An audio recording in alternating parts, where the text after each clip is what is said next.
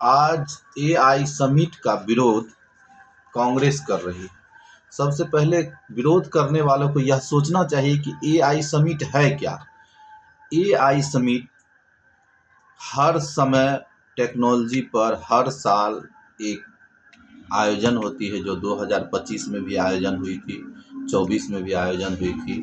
Technology पर चर्चा होती है जिसमें देश विदेश के लोग अपनी राय व्यक्त करते हैं, जिसमें टेक्नोलॉजी के विकास के बारे में, आयाम के बारे में सोचा जाता है। तो एआई तकनीक के से कृषि के विकास, कृषि में एआई तकनीक का, नवीकरणीय ऊर्जा का, कैसे नवीकरणीय ऊर्जा का उत्पादन हो, यानी नवीकरणीय ऊर्जा वो उसको कहते हैं जो ऊर्जा खत्म नहीं होता है। जैसे सौर ऊर्जा से अगर बैटरी संचालित होती है तो फिर दूसरे दिन हम सौर ऊर्जा देखते हैं।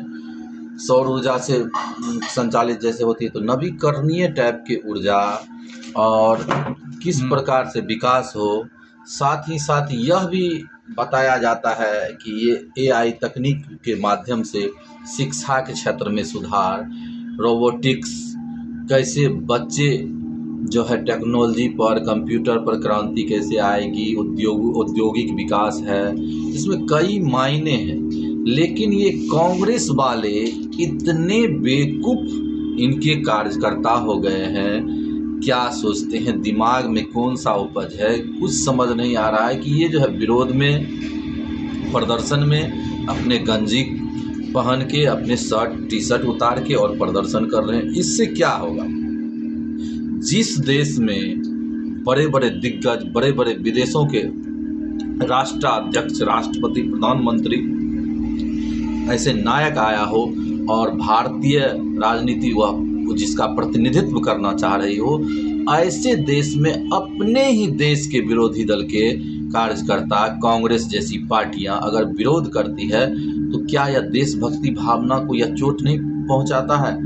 तो सबसे पहले तो राष्ट्रीयता के मुद्दे पर लगता है कांग्रेस जो है संवेदना शून्य हो गई है, या कांग्रेस के कार्यकर्ताओं में इतनी भी समझ नहीं हुई है कि राष्ट्रीय एकता क्या होता है या राष्ट्रवाद क्या है। उनसे पूछिए राष्ट्रवाद क्या है तो वो बताएंगे ही नहीं। राष्ट्रवाद वह निहित भावना है जो हर एक आदमी में एक अपने देश के प्रति, गरिमा के प्रति, उसके डिग्निटी के प्रति आदमी को जो है एकता बनाए रखता है, एक सूत्र में बांधे रखता है। और देशभक्ति में जो है लोग ऐसा जज्बा है जिसके कारण जो है देश को सर्वोपरि मानते हैं। आज भगत सिंह का उदाहरण देके, भगत सिंह का नाम लेकर प्रोटेस्ट कर रहे हैं, लेकिन ये प्रोटेस्ट जो है कम से कम ये प्रोटेस्ट होनी चाहिए देश के तरक्की और विकास के लिए, ना कि तरक्की में बाधक बनने के लिए। कांग्रेस के ऐसे विरोधाभास, ऐसे तरकीब को, एआई के समिट के सम्मेलन के 2026 के विरोध को हम निंदनीय निंदा करते हैं।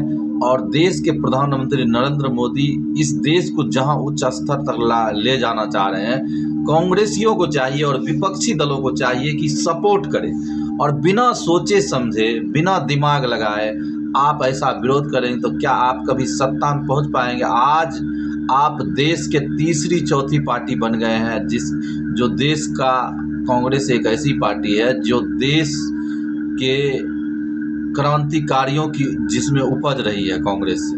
लेकिन वही कांग्रेस का आज यह हाल हो गया कि गुंडों का अड्डा बन गया है, बेवकूफ़ों का अड्डा बन गया है, बेवकूफ़ों के सरदार बन गए हैं राहुल गांधी जी।